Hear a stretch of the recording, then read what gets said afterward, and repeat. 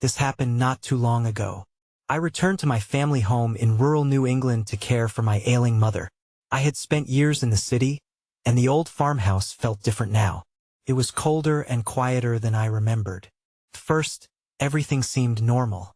I unpacked my things in the dusty bedrooms, listening to the wind rustle the trees outside. I thought I was ready to breathe life back into the house. But on my first night, I heard something. It was a soft sound, like a whisper. I thought it was just the house settling. I brushed it off, telling myself it was nothing serious. The next night, a cold breeze rushed down the hallway. I stood frozen, unsure if it was real. I tried to dismiss it again, thinking it was just the chilly air creeping in through the walls.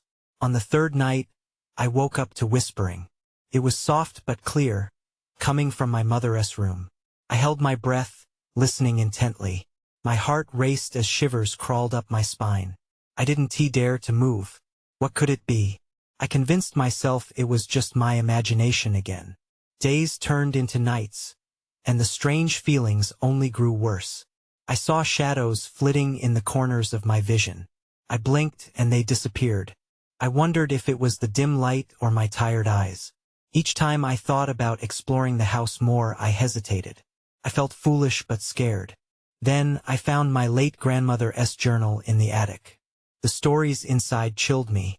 She wrote about spirits she believed lingered in rooms we now walked through. I didn't know if she was telling the truth or if I was spooking myself.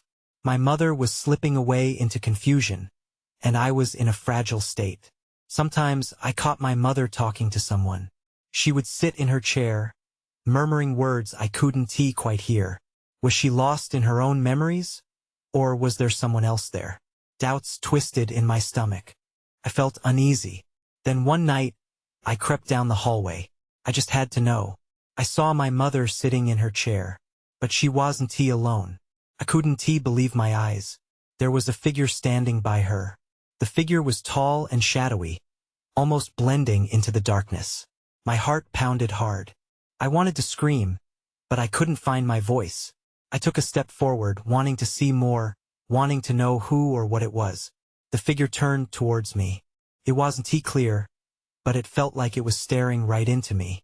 I was scared and confused. I didn't know what to do. I wanted to run, but my feet felt stuck. "Clara," my mother whispered softly. I barely recognized the sound. She didn't seem surprised. Was this what she had been waiting for? I could feel the chill deep in my bones. I took another step, heart thudding louder now. Was I ready to uncover whatever was hidden in our own home? The shadows felt alive around me, grasping at my sanity. I had to know. I yearned to understand what was happening. But as I drew closer, everything around me felt darker, and I was frightened, trapped between two worlds. I stared at the figure, my heart hammering in my chest. My mind raced. Was it really a spirit, as my grandmother had written? The room felt oppressive, and I took a deep breath, forcing myself to step forward again. "Who are you?" I managed to whisper, but there was no response. The figure continued to watch me, silent and still. My mother remained in her chair, oblivious or perhaps connected to this being in a way I couldn't comprehend. As I moved closer, the air grew colder. My breath formed little clouds before me. I shivered uncontrollably. The shadows around us twisted, expanding like black ink spilling on paper. "Clara," my mother repeated, her voice barely above a whisper. Her eyes glistened. Was I intruding on something sacred? I felt trapped in a play where I didn't know my lines. Finally, the figure took a step forward. My stomach dropped. It felt as though the darkness closed in tighter around me. I forced myself to look closer, blinking through the panic. The figure blurred like a bad painting coming to life. I squinted, desperate to decipher its features. Suddenly, a flicker of recognition hit me. I remembered the old family portraits hung in the living room. This figure resembled someone from those images. Someone I couldn't quite place.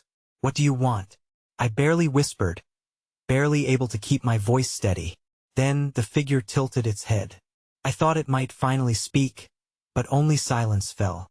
My mother smiled serenely, as if she understood something I didn't. With each passing moment, the tension thickened. The air felt charged, almost electric. I couldn't pull my eyes away from the figure. But then something shifted. Footsteps echoed down the hallway outside. The moment broke. I turned my head, panic surging through me. I couldn't stay here. I needed to move. I sprinted down the hallway, my heart racing. I needed air, distance. But as I bolted down the corridor, I felt a rush of cold behind me. Just as I reached the stairs, I heard it again, my mother's voice, this time stronger. Clara. I hesitated, looking back. The figure had vanished, leaving only the fading chill it had brought. My mother's voice pulled me again. I felt compelled to return, but doubt flooded my mind. I started back to her room. Panic twisted in my gut. What had I seen? Who had that been? Trapped between fear and concern, I pushed through the door. When I saw it again, a faint white glow just behind my mother's chair. I could hardly believe my eyes. What is happening? I demanded, almost shouting. My mother turned to me, a look of confusion painted on her face, and the figure appeared in the glow, more defined now. Felt as if it was reaching out to me. The chill returned, crawling under my skin. Suddenly, the room plunged into darkness. I felt a terror I couldn't explain, and I realized I was not alone. I turned to run, but something held me back, anchoring me to the spot. In that moment, a loud crash echoed from the kitchen. The sound jolted me from my paralysis. I was overwhelmed by curiosity and fear. What had just happened? The need to discover the truth surged within me, flooding my veins with adrenaline. I had to see what awaited me. But as I looked back at my mother, the realization struck me: whatever I was about to face, I couldn't do it alone. I hesitated at the threshold, uncertainty swirling in my gut. The faint glow behind my mother's chair flickered in the darkness before dimming suddenly. I squinted, struggling to see anything as the shadows thickened around me. Nervously, I stepped back into the room, drawn to my mother's eerie calmness. "Mom, what is going on?" I asked, my voice trembling. She looked at me, her eyes clouded, as if she were peering through a fog. "The past is catching up with us, Clara." Her words sent chills down my spine. What did she mean? The past, was it about the figure I'd seen? The crash from the kitchen echoed again, more forcefully this time. Something was definitely wrong. The air felt charged, almost vibrating with tension, and I couldn't shake the feeling that eyes were watching us from the shadows. "Stay here," I urged, turning toward the kitchen. I had to see what it was. Maybe it was just the cat knocking over a pot. But inside, I knew it was something more. I needed to face it. As I moved cautiously toward the doorway, a gust of wind swirled around me. The temperature dropped. My breath turned to frosty puffs as I stepped into the kitchen. It was dark, but for the moonlight filtering through the window, casting ghostly shadows across the room. Everything looked normal at first glance. The sink was empty, the stove cold. But then I spotted something on the floor, a glass shattered into hundreds of little pieces. My heart raced, but it wasn't just my fear. I felt anger rise up too. Had I really imagined the figure? Just then, a low whisper broke the silence. "Clara," it was unmistakably my name, coming from just beyond the kitchen door. "Who is there?" I called, my voice shaking. The kitchen grew colder, the shadows creeping closer. The whisper echoed around me, a taunting melody twisted with familiarity. I turned to run back to my mother, but I felt an icy grip on my arm. I gasped, looking down. There was nothing there, just a lingering chill in the air, a reminder of what I had seen. "Clara." My mother's voice cut through the dark again, this time tinged with urgency. I rushed back, the glass crunching beneath my feet. What was happening? When I pulled open the door, I found my mother standing beside her chair, the figure now hovering in front of her. It appeared almost translucent, swaying gently as if caught in a breeze only it could feel. "Please, Clara, come here," my mother urged, her eyes glistening with an emotion I couldn't name. I walked toward them, my feet heavy. The tension surged with every step. "What does it want?" I asked, my voice barely above a whisper. Before my mother could respond, the figure lifted its hand, pointing toward a corner of the room where the light couldn't penetrate. My heart raced. It seemed to beckon me, and I was filled with both dread and curiosity. Then everything shifted. A loud thump echoed from upstairs, breaking the deceptive calm. I felt my stomach drop. There was something more to the figure, to my mother's past, to the house. I had to find out what it was. With my mother's hand still gripping the chair, I called out, "We need to see what else is here." I didn't want to face this alone, but I needed to know. The truth was just within reach. I took a deep breath and moved back toward the center of the room, leaving my mother and the figure behind. I felt an urge to see what was beckoning from the corner, a pull stronger than my fear. "You stay here," I instructed her, though I knew our situation was disorienting. The shadows seemed to swathe me as I approached, alive with unspoken secrets. My heart thumped loudly in my chest, and I tried to block out the whispers swirling around me. The figure didn't move, but I sensed its attention was focused on me, urging me forward. As I stepped closer, I felt the chill again. It held an uncomfortable familiarity, like an old memory I couldn't quite grasp. The corner was devoid of light, the darkness wrapping around it like a curtain. Taking a tentative step forward, I squinted, searching for something to anchor my gaze. And then I saw it. A small, dusty box nestled in the corner, half hidden under a tattered curtain. My breath caught in my throat at the sight. I didn't know why, but I felt it mattered, felt important. I glanced back at my mother, who seemed captivated by the apparition. I could see the figure was still pointing at me, as if encouraging my discovery. I hesitated for a moment longer, but the curiosity was too much to resist. I knelt down and reached out for the box. Just as my fingers brushed the lid, another loud noise came from upstairs, a loud crash, unmistakable and violent.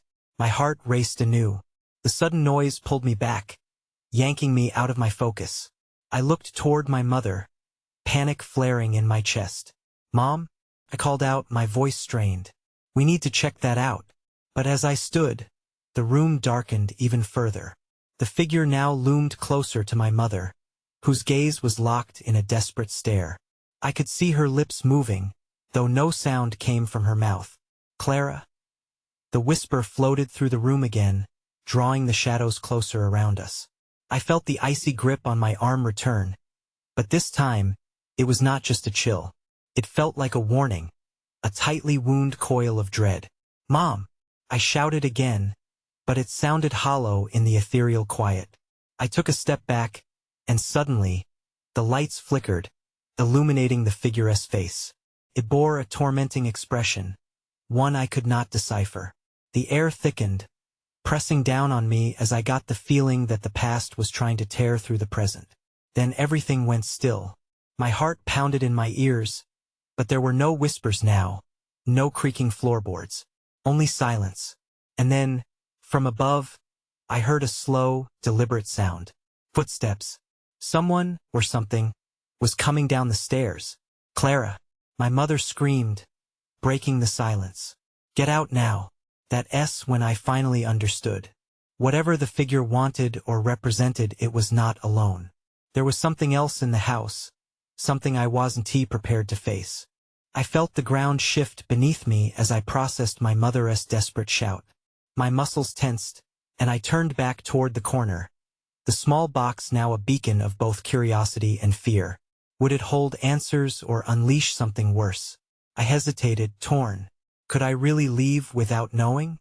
But the footsteps grew louder, heavier. My pulse quickened, sending adrenaline racing through my veins. "Clara!" My mother's voice trembled with urgency. I made a decision. The box would have to wait. I dashed back to my mother's side, and I took her hand, cold and trembling. Together, we stood against the encroaching shadows, our breaths shallow. "Mom, what is happening?" I asked, my voice barely above a whisper. "They're coming," she said, her eyes wide with fear. "The voices in this house, they aren't just memories." Before I could respond, the footsteps stopped just above us. A deep silence blanketed the house. I strained my ears, every nerve in my body on high alert. Was someone listening? I swallowed hard, glancing around the room, searching for a way out. Then I saw it. The door at the far end of the room, slightly ajar. A sliver of light peeked through, an invitation or perhaps an escape. "Mom, we need to go," I urged, but she didn't move. Her eyes remained fixed on the figure, which now hovered near us, its outline even more defined in the dim light. "Clara," it spoke again, its voice barely a whisper, but somehow I felt its pull instead of pushing me away. It drew me into its despair. It was as if it wanted me to understand something, to remember. "Mom, please," I pleaded, yanking her toward the door. She looked at me, confusion and fear battling in her eyes. "We can't stay here." With a sudden surge, she broke free from the figure's grip and rushed toward me. "You're right," she said, her voice steadier now. We bolted for the door. As we neared it, the air felt charged, heavy with something we couldn't name. Just as we reached for the handle, the lights flickered again. This time they went out completely, plunging us into darkness. My pulse pounded in my ears, fear gripping me like a vice. Then the door slammed shut with a force that rattled the walls. I gasped, and I could feel my mother's hand clenching mine tighter. We were trapped, surrounded by shadows and whispers, with no way out. Then our eyes adjusted, and I saw it behind my mother. The figure shifted. The darkness around it flickered, revealing a shape I hadn't seen before. It was a face, familiar yet distorted, eyes filled with anguish. Recognition settled in my stomach like a stone. In that moment, I didn't just understand, I realized I might find out who this figure was all too soon. But the thought of uncovering those secrets filled me with dread. "Mom, we need to confront it," I said, feeling a reckless surge of bravery. But before she could respond, a voice echoed through the room, my own name, spoken softly and eerily. "Clara." And then I knew. Whatever was in this house wanted me to remember. But at what cost? The darkness pressed around us, thick and suffocating. I could barely make out my mother's face, her fear reflected in my own wide eyes. "What do we do now?" I asked, desperation creeping into my voice. The figure shifted again, and I could feel its attention on us. It felt oddly intimate, as if it were dissecting our fears, our memories.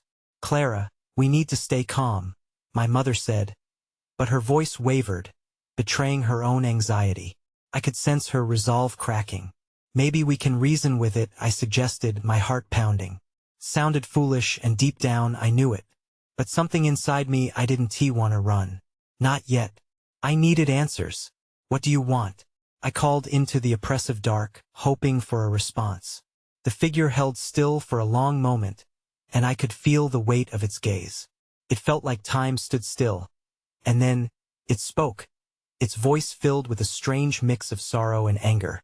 "Clara, remember." "Remember what?" I shot back, my voice breaking. I pressed my back against the wooden door, seeking stability in this chaos. Just then, a sudden rush of memories flooded my mind, snippets of laughter, glimpses of faces, and a daughter crying out for her mother. I staggered backwards, shaking my head. No, I don't want to remember. Not here. It's her," my mother whispered, stepping closer. "It's connected to us."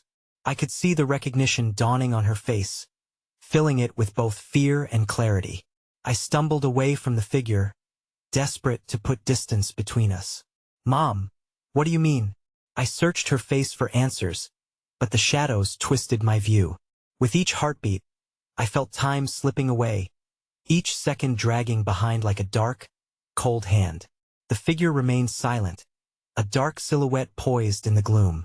The air grew still, an anticipation hanging between us, a promise that something was about to break.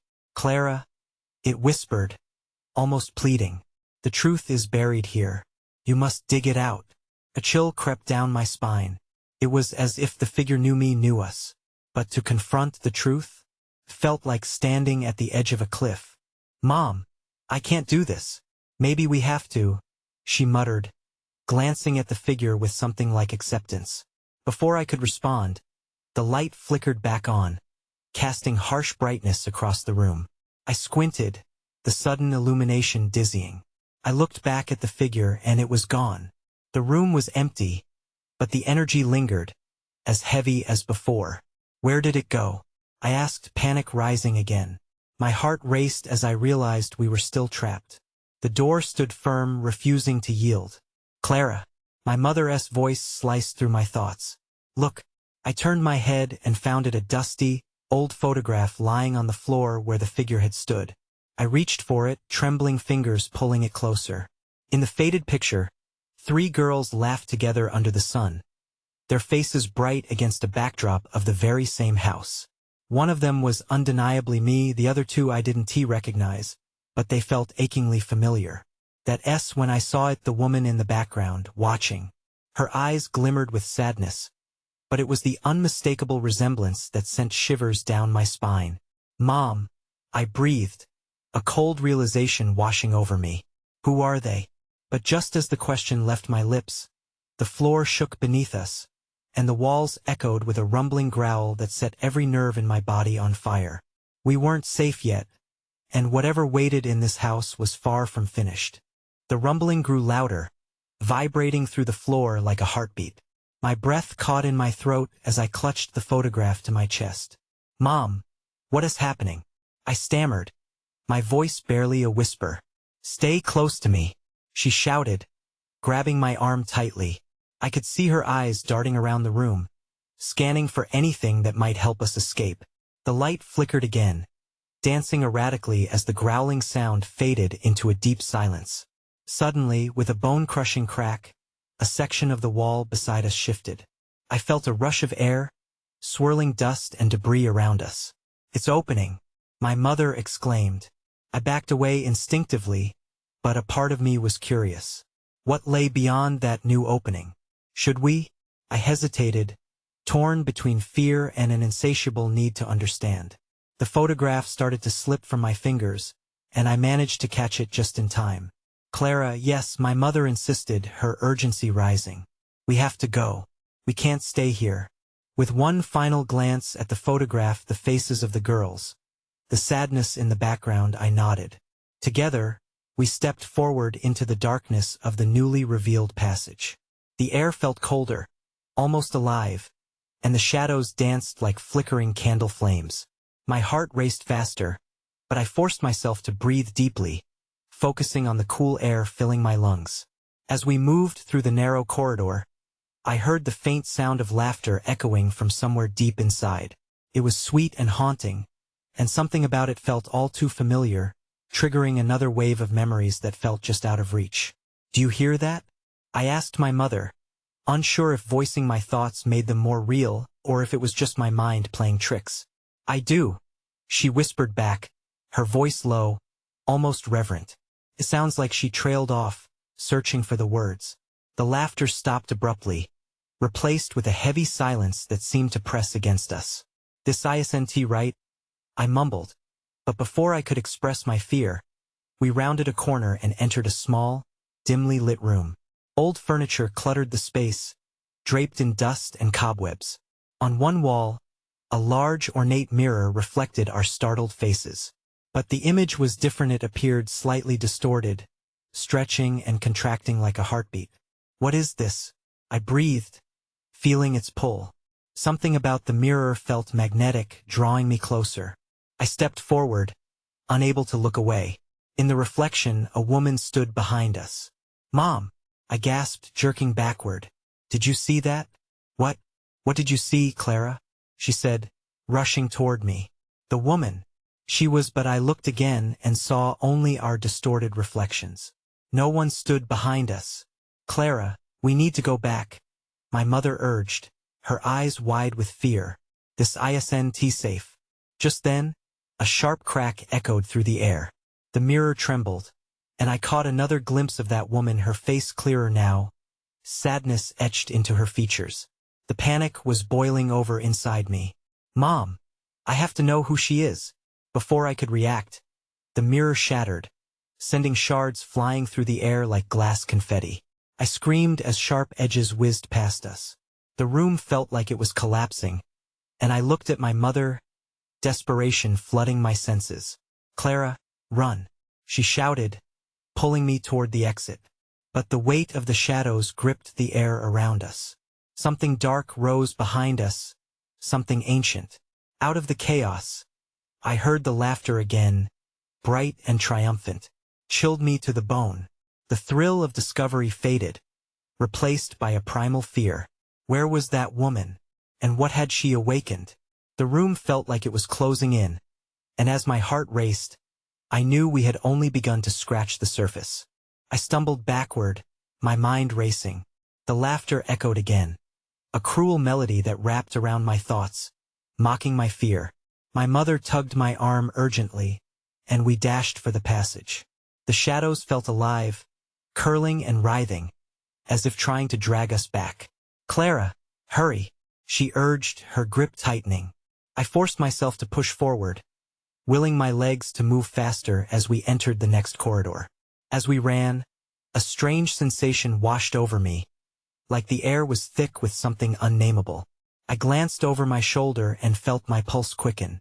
The shards of the mirror glimmered behind us, reflecting the echoes of that woman's sorrowful gaze, shimmering like distant stars. "Mom, what if she needs us?" I said, my voice wavering. Felt foolish, but something deep down told me the woman in the mirror mattered. "No, we can't help anyone right now, this is not our fight." The urgency in my mother's tone cut through my thoughts. "Just focus on getting out." We finally burst into a new room, larger and filled with rays of pale light creeping through cracked windows. Dust floated lazily in the beam, but my relief was short-lived. An ominous chill settled over us, a warning that we weren't safe yet. In the center of the room stood a large wooden table, cluttered with old books, maps, and faded photographs. My curiosity piqued again, and I made my way closer. The photographs were of a family dressed in clothes from another era, their faces solemn. "Clara, we need to keep moving," my mother said warningly, but I couldn't pull myself away. One photograph caught my eye, a girl about my age with long dark hair and striking eyes. There was something hauntingly familiar about her, just like the woman from the mirror. "She looks just like the woman," I blurted out, turning to show my mother, but her focus was elsewhere. "Stay alert," she commanded quietly, scanning the room diligently. Just then, a low rumble echoed from below us. The floor shuddered, and dust cascaded down from the ceiling. My heart raced again. "What was that?" I whispered. Before my mother could reply, a crash came from the back of the room. I spun around, dread pooling in my stomach. The sound felt wrong, like something toppling over on its own. "Clara, stay behind me." Her voice was steady, but tremors of fear crept through her words. We edged cautiously towards the sound, and I drew in a sharp breath as I noticed what had fallen. Another mirror, this one cracked but still intact enough to show our reflections. I was drawn in, the edges of my vision blurring as I examined the glass. There she was again, the girl from the photographs, and behind her stood the same figure I had seen before. My heart pounded as I felt the urge to reach out, to touch the glass. "Clara, don't," my mother shouted suddenly, breaking my trance. It jolted me back, and I stumbled, almost losing my footing. But it was too late. The air around us grew dense with whispers, so many muffled voices. It felt like they were flowing directly from the mirror, swirling through the room. I could make out words, glimpses of stories that filled my mind with confusion. "Why are you here?" a voice echoed, deep and unyielding. The hairs on my arms stood at attention. My heart sank as I realized that something was very wrong. My mother squeezed my hand, her expression shifting from concern to pure fear as shadows began to rise around us, coiling and suffocating the light. "Clara, we need to leave." Now, she breathed, backing away slowly. Panic surged through me. Somewhere in that chaos lay answers. But at what cost? And would we even make it out? Without another word, we turned and tore ourselves from that room, running blindly into the unknown, determined to escape whatever dark truth awaited us. We plunged into the next corridor, my breath coming fast and shallow. The passage was cold, the walls lined with peeling wallpaper and faded portraits that seemed to watch us flee. A deep sense of urgency clawed at my chest. "Where are we going?" I panted, turning to my mother. Her face was strained, eyes wide as she scanned for any sign of danger. "I don't know," she admitted, "just away from the mirrors." We stumbled into a small, dimly lit room. Old chairs cluttered the space, and a heavy wooden door stood at the far end. I shivered as I heard the echo of distant laughter again, scratching at the edge of my thoughts. It was haunting and chilling, a reminder that whatever chased us was still close. "Mom, do you think we should try to find a way out?" I asked, forcing myself to look over my shoulder. My mind raced with the image of the girl in the photographs, her eyes pleading silently for help. "Of course we will," she replied, but her voice lacked the assurance I craved. She glanced towards the door. "But we need to be smart about this. We can't burst in blindly." I nodded, feeling the weight of her words. Our safety was paramount. Yet, the thought of that girl lingered like a shadow in my mind. What if she was trapped inside all of this? My heart twisted at the thought. "Let us check the door," my mother whispered, her tone bordering on anxious. She approached cautiously, each step calculated. My insides churned with unease. As she reached for the doorknob, a sudden thud echoed from behind us just outside the entrance we'd come from. I froze, fear rippling down my spine, and held my breath as the noise intensified, a chaotic rhythm that made me think of footsteps. "Mom!" I hissed, my eyes darting back to the shadows. "Something's coming." She turned, fear replacing her determination. "We need to hurry." With no other choice, we opened the door and rushed inside, slamming it behind us. The sound of the thudding footsteps grew louder down the corridor, the laughter intertwining with the commotion. I pressed my back against the cool wooden frame, heart pounding wildly against my ribcage. The air in the room was dense. It felt oppressive and thick, wrapping around us like a heavy blanket. I squinted, trying to make sense of our surroundings. A lantern flickered in the corner, casting waving shadows that danced on the walls. "Is this a storage room?" my mother asked, her eyes scanning the room. Old crates were stacked high, filled with broken treasures. I shuffled forward, unearthing an old leather-bound book from one of the crates. It looked ancient, the pages worn and crumbling. "What do you see?" she urged. "I don't know yet." I opened the book gingerly, revealing faded letters written in a swirl of elegant handwriting. As I flipped through the pages, the scattered text hinted at family tales, hints of sorrows and long-held secrets. But then, one name jumped out at me. Catherine Cunningham. "Catherine?" I echoed, brow furrowing. The name sent a jolt through me. It felt familiar, almost like a whisper from my own memories. Before my mother could respond, the thud outside reached a fever pitch, and the door trembled violently. The wood creaked, splintering under the pressure. "I think we're out of time," I shouted. Then everything went dark. The lantern flickered violently, and the whispers returned, louder than before, echoing around us like thousands of voices rising in a cacophony. My heart raced as the door gave way with a loud crash, forcing me to stumble back. I braced myself, terrified of what would step through. And just as the door flew open, a figure loomed in the doorway, silhouetted against the dim light. I barely had time to breathe before I recognized the face of the girl from the photographs. "Help me," she whispered, her eyes wide and pleading.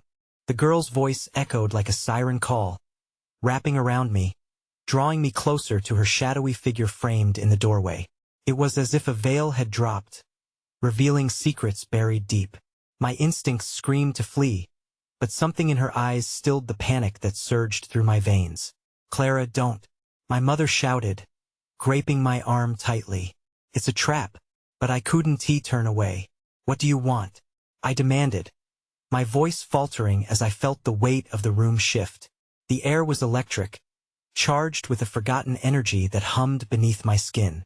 "Help me," came the girl's whisper again, more urgent, resonating with that piercing familiarity. "You have to remember, there's no time." Images danced before my eyes, Fragments of laughter and warmth tangled with the chill of the house. Faces, so many faces. I could feel the edges of a memory sparkling just out of reach. What happened to you? I breathed. The girl stepped further into the light, a shimmer of hope battling against the shadows lurking behind her. They're angry, she said, almost pleading. You don't belong here, but you can help us. You have to know. A shudder rushed through me. Who are you? I asked, desperation creeping into my voice. Catherine, she replied simply, pain etched on her features. You're part of this, Clara. You have to remember who you are. The shadows swirled around her, tightening with every word. Clara, resist it. My mother warned, her voice strained with urgency. The girl's image flickered in and out, the brightness of her eyes dulled each time. Then the world exploded around us, the walls began to vibrate, the air thrumming with tension. Deep echoes resonated throughout, and the darkness pulsed, eager to consume everything in its path. Please, help us, Catherine cried, the urgency in her voice forcing my heart into my throat. Suddenly, behind me, the old leather book I'd unearthed began to glow, warm and inviting. What if it's a key? The thought sparked in my mind like a flame. Mom, the book! I shouted, grabbing it from the floor as the trembling increased. Maybe it holds the answers. Maybe it can help us fight back. My mother's eyes grew wide, and I knew I could not delve into those depths without her support. Take it, she urged. You have to trust your instincts. Without hesitation, I opened the book, feeling a rush of memories cascade through me, moments of laughter, of joy, of holding hands with a girl whose name I recognized but could not place. In that instant there was clarity. The flickering shadows seemed to retreat, as if they were sensing the strength of our resolve. Catherine, can you hear me? I called, grasping the book tightly. The tremors paused for a moment, hovering at the edge. Remember, she replied, her voice growing stronger, filled with hope. Uncover the truth.